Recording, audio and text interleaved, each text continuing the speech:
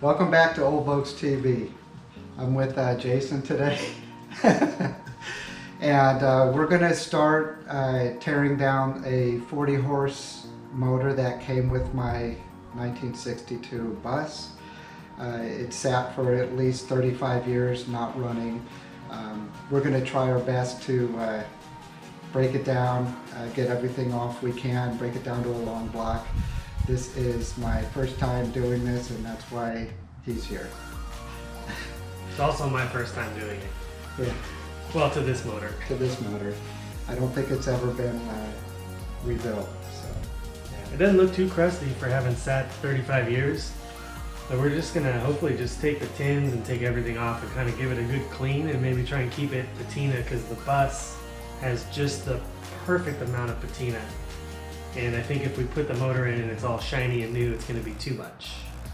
So we'll take everything off, we're gonna clean it up just enough, just a basic hand cleaning. And then it turns over really nice. Show them how good it turns over. Watch those fingers. Yikes. So it's got some sort of compression. Which we don't know how much yet. But, you know, we'll find that out later. Once we get it to a long block, we'll see where we're at with that. So now begins the fun. Start breaking it down. Go for it, Sean. All right. I'll go over here where my coffee is. Start with the air filter.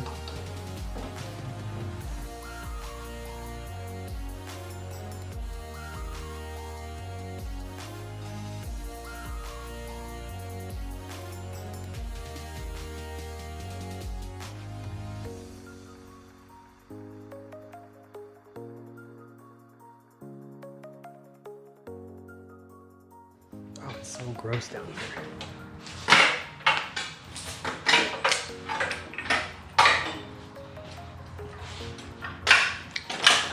Tasty? Looks like it had a oil leak at some point down here underneath. It's kind of gross and sticky looking, but we'll get it figured out.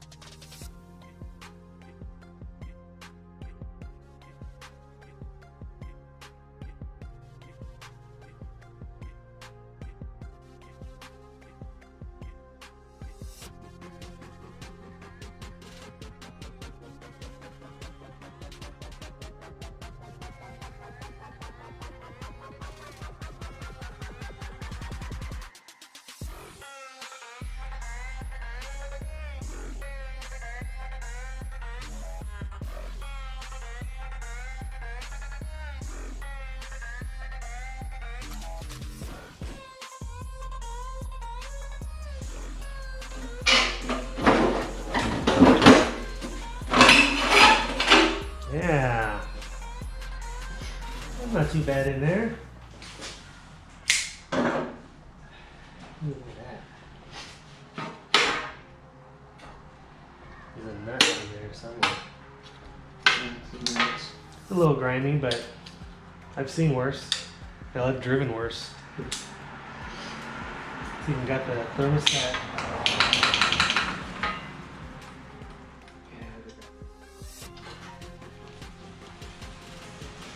It's got the stereo there.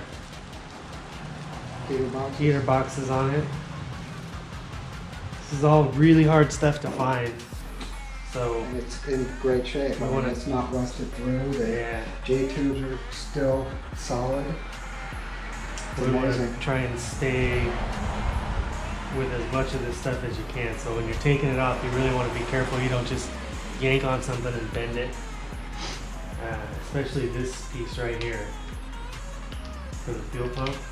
These little fake light fuel pump spacers. The bottom part always breaks off inside there unless it's recently been replaced. And that hasn't recently So been replaced. this one looks like, because it was leaking that sticky fuel, this one's probably stuck, so we're gonna leave that in there. And then make sure you know which pump rod you have, you know, for alternator or generator. They do make a difference. So if you throw an alternator one in there because you just ordered a new one, it's gonna be too tall or too short depending on which way you go with it. So do those wear out? they do wear out. This one is a little worn out. And then on a motor that's been sitting this long, you know, again, you might throw this in your emergency kit with a new pump, but I would replace this. But make sure you get the generator style because they're a little bit taller than the alternator ones. So as long as you get the right one and you measure it against this one before you put it back, it might be a little bit longer because the tip's been worn down, but yeah, definitely replace it, but keep it.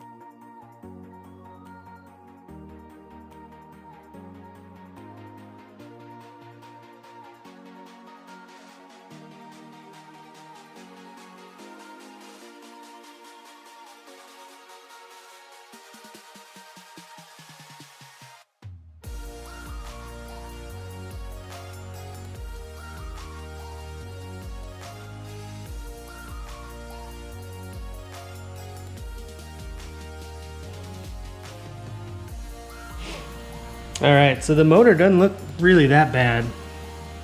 You know, you look down here in the nether regions, and it's not full of really too much gooky stuff. Down here, there's a little bit, but that'll all come out with a good washing, and we can show you how to wash that when we get to that part. Around this fuel pump, you see all the shiny. This is that sticky old fuel. We're gonna try to get this out later. It's already got a crack in it though, so I'm pretty sure it's gonna break.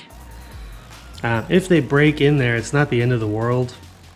You can just put the same piece back on top and it'll still guide the rod. The bottom breaks off, the bottom of the little finger. But I have a way to get these out that may work. But like I said, this one's already cracked, so we don't know. There's oil in this, so we don't want to pop this off because we're gonna make a huge mess on Sean's perfect floor. So we will pull this off and blow it out. But even inside there, you know, it's pretty clear. So that's nice that it's not all gooked up with mud. You know, the valve covers don't look to have been leaking. Pushrod tubes, that's another story. If I can get in there with this light, but there we go. Underneath side is nasty. It's gross. It's got all kinds of gross oil, so it almost looks like the jugs were leaking oil, or it almost looks like somebody coated this with something just because it's so everywhere. Like it's sprayed on the pushrod tubes. So it's almost like somebody sprayed it with a tar or something. It may not even have been a leak. Like it's all up here. But it's only on the bottom side of the engine, and I really feel like that's somebody sprayed something on there. I don't know. because it's soft. It comes right off, but it's not oily. So the mystery of, you know, mystery motors. If you look inside the exhaust ports, yeah, it looks like there might have been a little bit of water condensation in there at some point. But again, not too bad. So I think this will all work out pretty good. We'll get the heads clean and get everything cleaned up. And then, you know, hopefully it'll be a good runner. So there's the old 77 Dodge Econoline. Yeah, that's pretty fancy. So the plan for this is just to keep the body the way it is. Not going to do much with that, but I got all the wheels.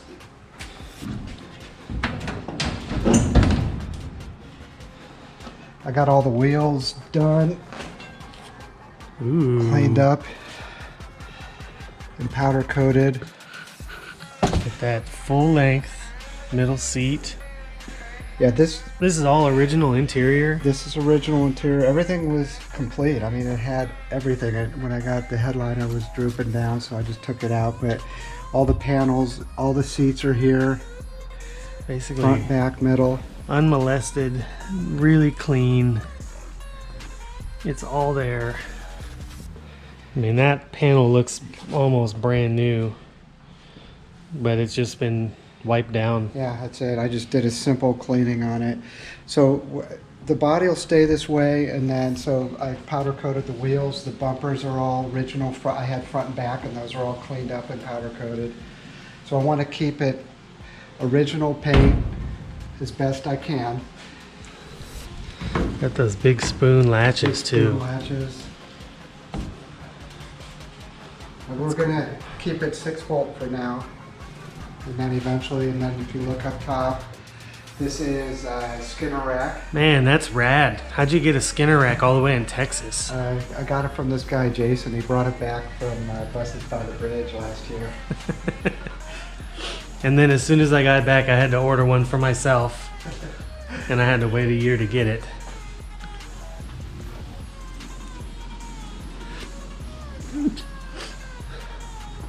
And of course, the mandatory stickers. Yeah, that was the first thing I did when it came into the driveway.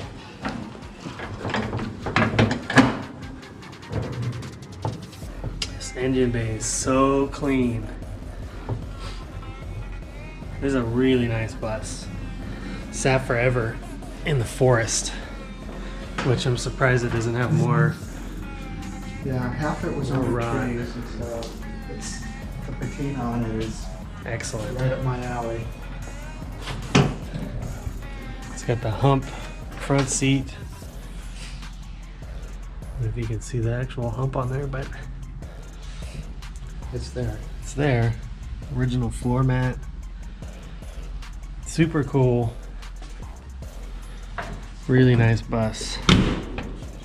And for $500, you just can't beat it. Yeah, deal of a lifetime. Had the license plate actually mounted on the front From the dealer. from the dealer. There's actually pictures of it when they bought it that had that on there. So that's a weird dealer modification. Safaris will be going in. Yeah, he's got some nice Safaris too that he scored for super cheap. Wolfgang. Ugh. Cool. So this is what that motor's going in when we're done. And then that's all it needs to drive, right? That's it. I'm going to redo the brakes. Brakes are for sissies. Just rebuild the drum brakes. Awesome. Snap that motor in and we'll be ready to go. All right, so there we go. We got the motor torn down. We had a little tour of the bus. That was fun. I had fun. Did you have fun? I had a great time. He Thanks. had so much fun. Yeah. Look at how excited he is. This is me excited. This is him excited and on coffee. Yeah. I made sure to give him good coffee because I needed some good screen personality today. Nitro coffee. Yeah. So that's it. We'll jump in there again later and we'll show you the rest of the teardown and the cleanup process, and then hopefully Hopefully so. cramming her back in there eventually. This is a fun little project that, of course, you can do over the winter.